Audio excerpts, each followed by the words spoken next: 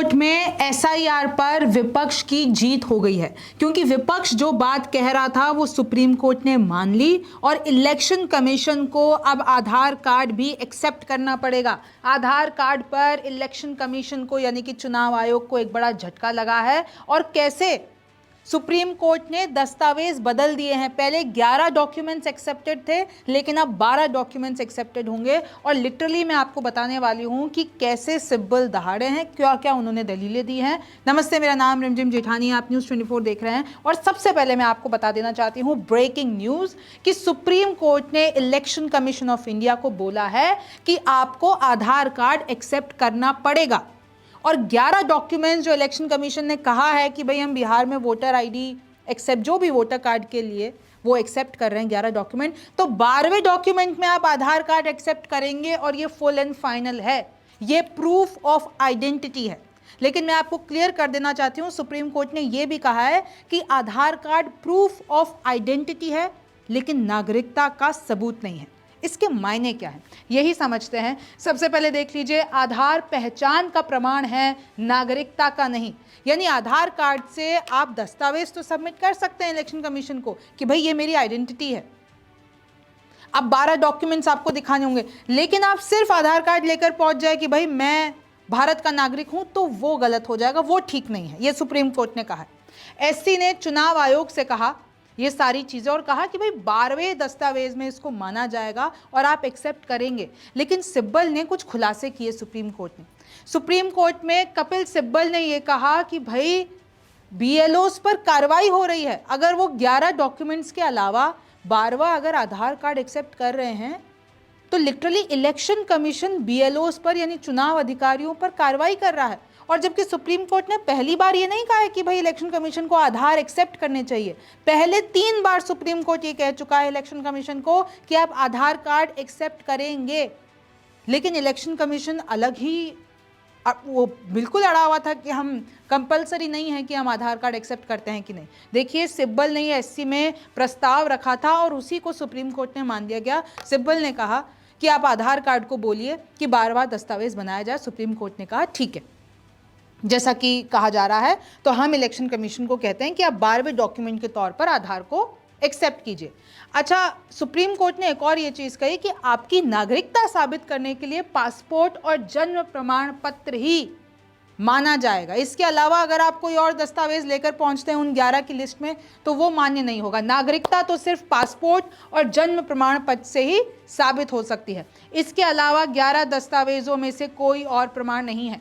आधार मानने वाले बीएलओ को आयोग नोटिस भेज रहा। यानी आप सोचिए कि कपिल सिब्बल ने ये खुलासा किया है कोर्ट में कि जो भी चुनाव अधिकारी वोटरों से या जितने भी लोग थे वो भाई आधार लेकर आ रहे थे, तो चुनाव अधिकारी एक्सेप्ट कर ले रहे थे कि भाई सुप्रीम कोर्ट का ऑर्डर है कि आधार एक्सेप्ट करना है, तो हमने कर लिया। लेकिन फिर चुनाव आयोग क्या कर रहा था, बीएलओ को नोटिस भेज रहा था, उन पर कारण बताओ नोटिस दिया जा रहा था, उन पर एक्शन लिया जा रहा था, उनको दंड दिया जा रहा था। सिब्बल ने कहा बीएलओ नहीं मान रहे एससी की बात। 10 जुलाई को एससी ने ईसी के स्वीकार करने को बोला था। 10 जुलाई की बात थी जब कहा गया था सुप्रीम कोर्ट की तरफ से कि आप आधार कार्ड को मानेंगे। जरूरी नहीं है कि वो नागरिकता का प्रमाण है, लेकिन आप एज अ आइडेंटिटी प्रूफ उसको एक्सेप्ट करेंगे।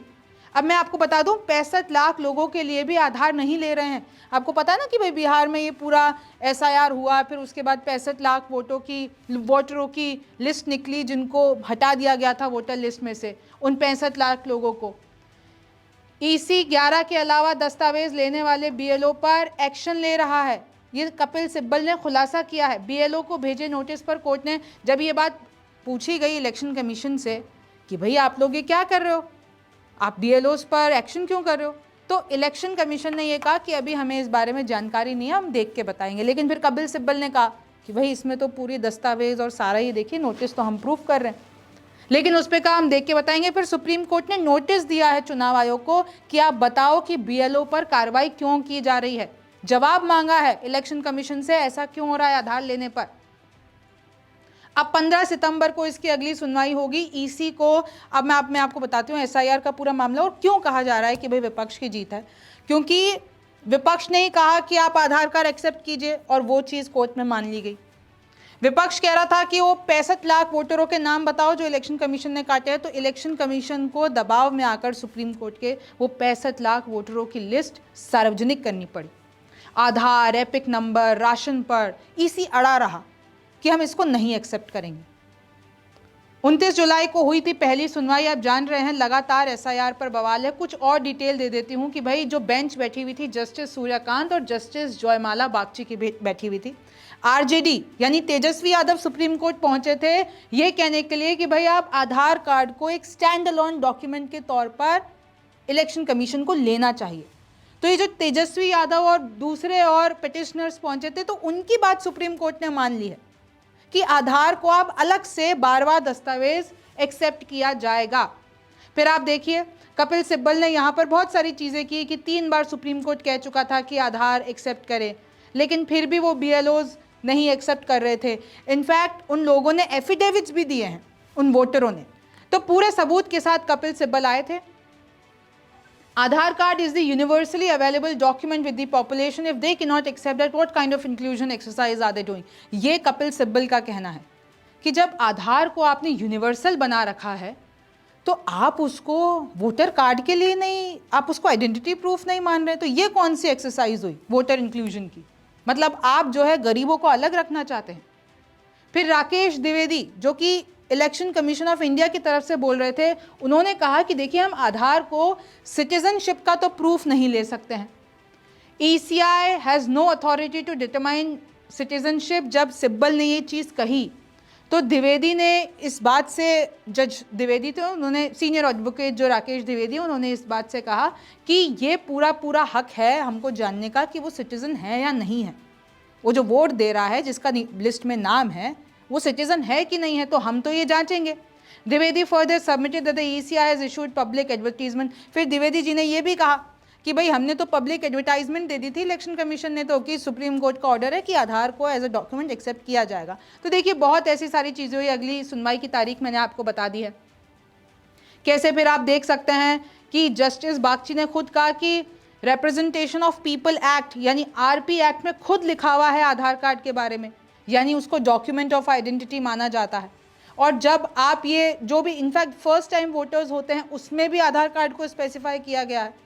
तो फिर उसके बाद अश्वनी उपाध्याय कहते हैं कि आधार कार्ड तो फॉर्ज किए जा सकते हैं, इसलिए हमने नहीं लिए। तो फिर उधर जस्टिस कांत कहते हैं कि भाई कोई भी डॉक्यूमेंट फॉर्ज किया जा सकता है, फर्जी बनाया जा सकता है। तो देखिए ऐसे ही वहाँ पर जिरह हुई सुप्रीम कोर्ट में। और जैसे कि आप जान रहे हैं जुलाई 10 से लेकर कहा जा रहा है सुप्रीम कोर्ट की तरफ से कि राशन कार्ड भी एक्सेप्ट करो, इलेक्टोरल फोटो आइडेंटिटी कार्ड भी एक्सेप्ट करो, जो एपिक कार्ड होता है, एपिक नंबर होता है, जो आपका आधार कार्ड होता है वो भी एक्सेप्ट करो। लेकिन ECI अड़ा हुआ था कि नहीं, हम इनको ज़रूरी नहीं है कि हम इनको इंक्लूड करेंगे।